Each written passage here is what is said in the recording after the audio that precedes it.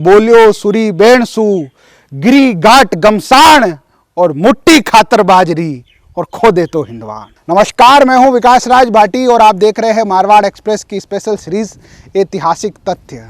और आज इसी सीरीज के दौरान हम लोग आए हैं एक ऐसी धरा पे जिससे पूरा मारवाड़ का इतिहास लिखा गया, एक ऐसी धरती जिससे पूरी हिंदुस्तान की बादशाहत को काबिज कर दिया, एक ऐसी धरा जहां आज भी अगर ज़मीनें खोदी जाए तो तलवारें निकलती है, एक ऐसी भूमि जो रक्त रंजित है।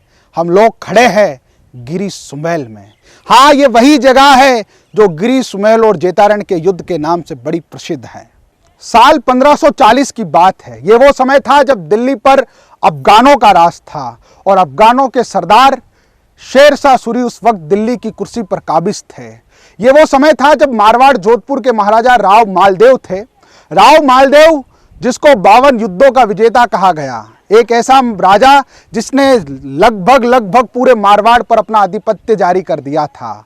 मगर उसी समय हुमायूं की एक छोटी सी बात को लेकर राव मालदेव और शेर शाह सूरी के मध्य अनबन शुरू हो गई और ये अनबन इतनी बढ़ गई कि दोनों की विशाल सेनाएं इस गिरी सुमेल की रण के अंदर आके खड़ी हो गई। साल था 1543।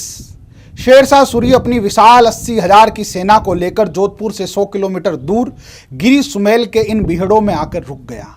यह खबर जोधपुर दरबार राव मालदेव तक पहुंची। उन्होंने जेता और कुंपा के नेतृत्व के अंदर एक विशाल सेना 80,000 की वापस गिरी की तरफ भेजी और दोनों की सेनाएं इसी गिरी सुमेल की रण में आकर 1 महीने तक आमने सामने खड़ी रही। शेर शाह सूरी को कहीं ना कहीं पता था कि मारवाड़ के योद्धाओं का पराक्रम बड़ा अद्भुत है। उसको पता था कि मारवाड़ की सेना के अंदर जेता और कुंपा जैसे वीर योद्धा है जो जब चाहे युद्ध का रुख बदल सकते हैं। मारवाड़ में बड़ी प्रचलन में कहावत है कि शीश कट्या धड़ लड़ रहा, आसान है राजस्थान री, सगड़ी दुनिया पूछ रही आ धरती है बलिदान की। उसी बलिदान की गाथा को शेरशाह के मन के अंतर ने कहीं ना कहीं झंझोड़ के रख दिया। उसने चालाकी से एक तरकीब रचाई। उसने स्वर्ण से भरी हुई मुद्राओं के कुछ थैले जेता और कुंपा के शिविर के अंदर रखवा दिए और जहां मालदेव का शिविर था उस शिविर के पास में एक संदेशा फिकवा दिया, जिस संदेशे के अंदर यह लिखा हुआ था कि कल के युद्ध के अंदर जेता और कुंपा शेर शाह सूरी की तरफ से युद्ध लड़ेंगे और मालदेव को पकड़कर शेर शाह के सुपुर्द कर देंगे। यह खबर जैसे ही मालदेव को पता चली तो मालदेव सन्न रह गए और उन्होंने जल्दी से सेनाओं को वापस जोधपुर की तरफ मोड़ दिया। अगले दिन जब जेता और कुंपा जगे तो उनको पता चला कि उनके राव जी तो युद्ध क्षेत्र छोड़कर चले गए हैं। एक छोटी सी चाल ने मारवाड़ के पूरे इतिहास को बदल के रख दिया। मगर और जेता और कुंपा कैसे वापस मुड़कर जा सकते थे? उनको मारवाड़ की प्रतिष्ठा अपने प्राणों से कहीं ज्यादा प्यारी थी। वो युद्ध क्षेत्र में डटे रहे।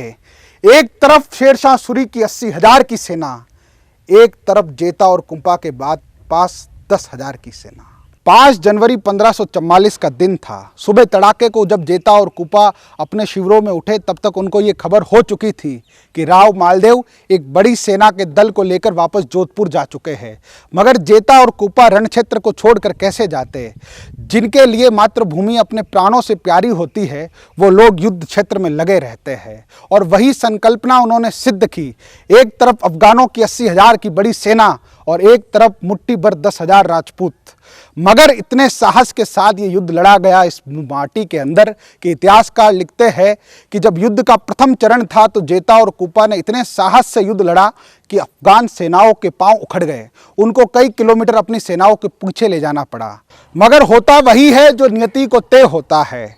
घमासान युद्ध के दौरान 10,000 राजपूत सैनिक अब अपना धैर्य धीरे धीरे खो रहे थे और सारे के सारे वीर योद्धा अपनी मातृभूमि के लिए नौछावर हो गए। आप ये जो मेरे पीछे 2 छतरियां देख रहे हैं, एक तरफ राव जेता की है, एक तरफ कुंपा जी की है।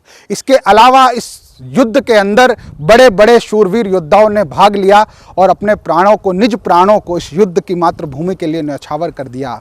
इसी युद्ध में जेतारण के साहसी योद्धा राव खिवकरण जी भी वीर गति को प्राप्त हुए। मेवाड़ शिरोमणि महाराणा प्रताप के नाना अखेराज जी सोनगरा भी इसी युद्ध के अंदर लड़ते लड़ते वीर गति को प्राप्त हुए। अगर राव मालदेव जी उस भ्रम के अंदर अपनी सेनाओं को जोधपुर की तरफ नहीं लेके जाते तो शायद गिरी सुमेल के इस रण का परिणाम कुछ और होता। मगर फिर भी जब तक ये युद्ध समाप्ति की ओर आया और इन महान योद्धाओं की वीर गति का समय आया, उससे पहले शेरशाह सूरी को अपनी मृत्यु बहुत नजदीक दिखने लगी और वो शाही सेना को लेकर पीछे की तरफ भाग गया। मगर इसके बावजूद भी शेरशाह सूरी को इस रण के अंदर जेता और कुंपा के साहस को देखकर यह कहना पड़ गया कि बोलियो सूरी बेणसू, गिरी घाट गमसाण और मुट्ठी खातर बाजरी और खो दे तो हिंदवान। शेरशाह सूरी को यहां से जाते हुए कहना पड़ा कि मैं मुट्ठी भर बाजरे के लिए पूरे हिंदुस्तान की बादशाहत खो देता। तो मित्रों, ये था जेतारण के पास स्थित गिरी सुमेल युद्ध का इतिहास। इसी प्रकार के रोचक तथ्य आप भी अपने जीवन के अंदर संजो के रखिए। ये आपके जब जीवन के अंदर मनोबल कमजोर होने की समय आता है, तब आपके अंदर ऊर्जा का संचार कर देते हैं। तो इस भूमि पर पधारिए, यहाँ के जो ऐतिहासिक दृश्य है ये इनको देखिए और अपने जेतारण के, राजस्थान के और भारत के इतिहास को जिंदा रखिए। तो ये गिरी सुमेल के युद्ध का इतिहास था और इसके अतिरिक्त अगर कोई भी भूल हमसे हो गई है तो वो मानवीय भूल के तहत है। मैं विकास राज भाटी हूँ, कैमरे के पीछे हमारे साथ सुरेश जी भाटी है। अगर आप ये वीडियो हमारे फेसबुक पेज पे देख रहे हैं तो हमारे पेज को लाइक कीजिए और अगर आप ये वीडियो यूट्यूब पर देख रहे हैं तो चैनल को ज़्यादा से ज़्यादा सब्सक्राइब कीजिए, शेयर कीजिए। ऐसे ही ऐतिहासिक वीडियोज़ हम आपके साथ में साझा करते रहे। बहुत बहुत धन्यवाद।